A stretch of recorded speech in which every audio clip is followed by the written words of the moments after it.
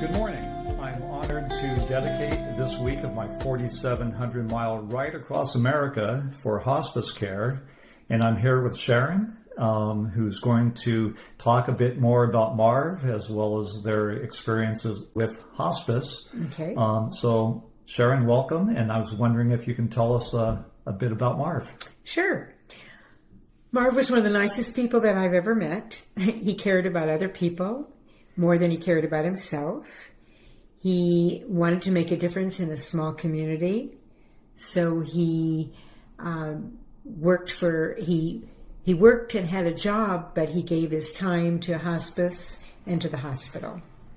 And he did everything he could for fundraising to help those organizations out. He really cared about people in this community. Fantastic.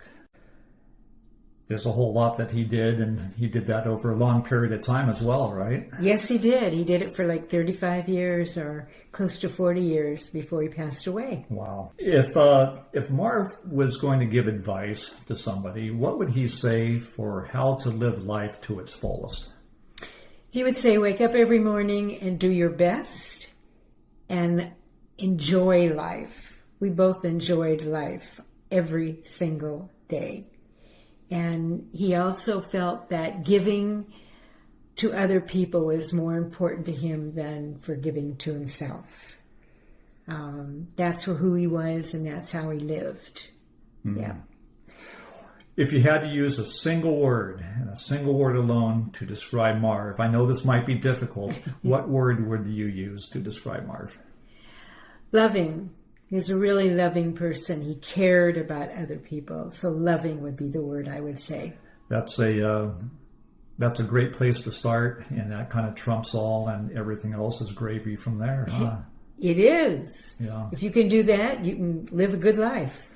You know, Sharon, I was wondering if you can kind of describe the hospice experience and how it affected, Marv as well as you, and if there were other family members affected by it as well. Yeah, I would say that after he worked so much for hospice and getting money for hospice and doing things for other people, when it became his turn and he needed help, he accepted it gracefully. And that's not always easy to do. He made the people that came in to help him feel comfortable. And I would say that's one of the best things that he did for his life, too. Is there any advice that you would have for people who are thinking about bringing in hospice? Well, my personal experience, because I worked at the hospital for so many years, and I would call up hospice when the time came for them, is use hospice. They're a wonderful organization.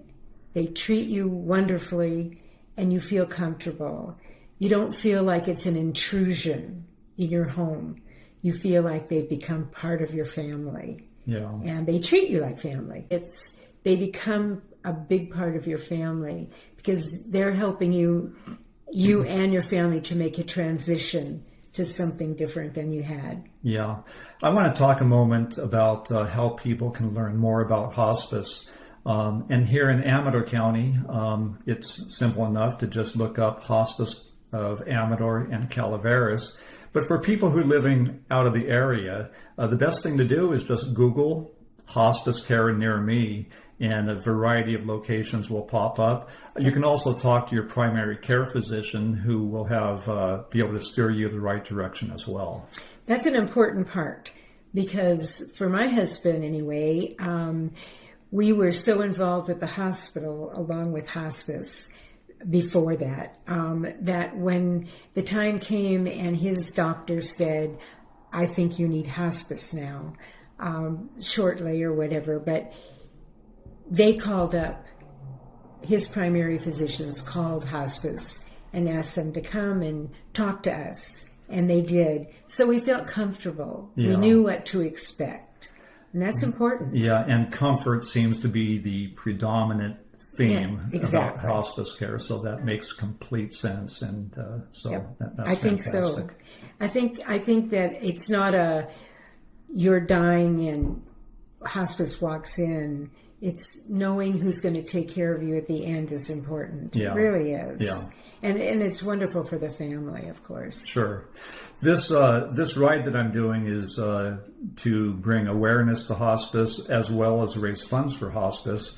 So to learn how to donate, I will include a link at the end of this video, as well as probably a QR code as well. So I appreciate any and all of your support. Sharon, is there anything else you'd like to add about Marv that I haven't asked you? I just think that people should remember and know that he was a very caring person. He gave to this community. This community was very important to him, extremely important. He wanted to leave not just a legacy, but a feeling that he cared, and that he wanted it to continue on. I mean, he gave his heart to hospice. He really did. Mm-hmm. He really was. He felt that he wanted people to know how important it is in our community, and it is important. Yeah.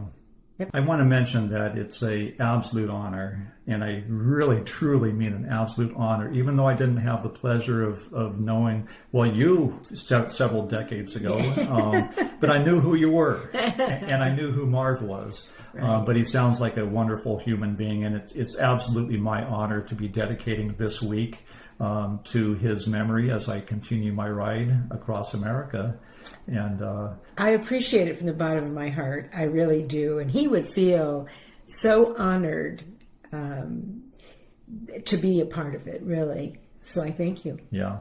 Well, listen, everybody, thank you very much for joining us, and hopefully following this to the end. And as usual, I will continue daily posts, and we will continue with a weekly dedication as I continue this ride across America for hospice. Thank you so much. I appreciate it. Thank you, Sharon.